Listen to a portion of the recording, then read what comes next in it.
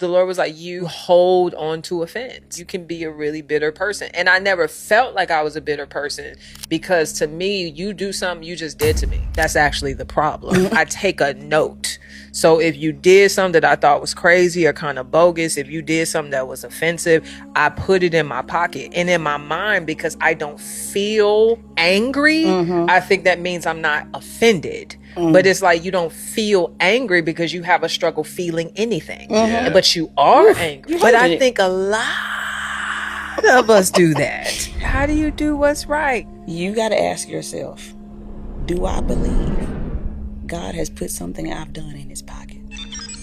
Do I believe there's things in my life that I've done that I know I'm forgiven, I know theologically, but He holding on the to stuff that thing. still come up, and I'm like, that's probably because in 97. Because when we start connecting those things, we're missing the power of God rewriting our story. Because typically, that is a projection or the evidence of some struggle we have with the Lord. Like there's something you haven't fully forgiven yourself for, or every time something good happens, you're like, I can't believe this happened, and I did this, and God, like we're still connecting it to something.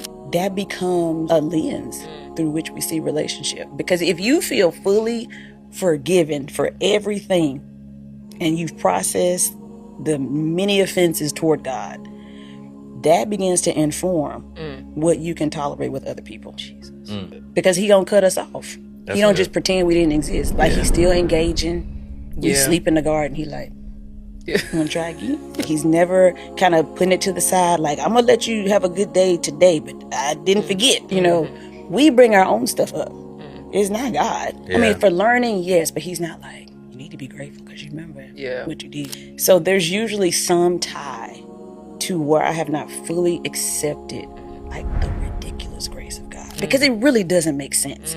And we need things to make sense, which means that his grace in our mind has to have a limit or has to have some logic tied to it. And then it starts showing up in how we deal with others.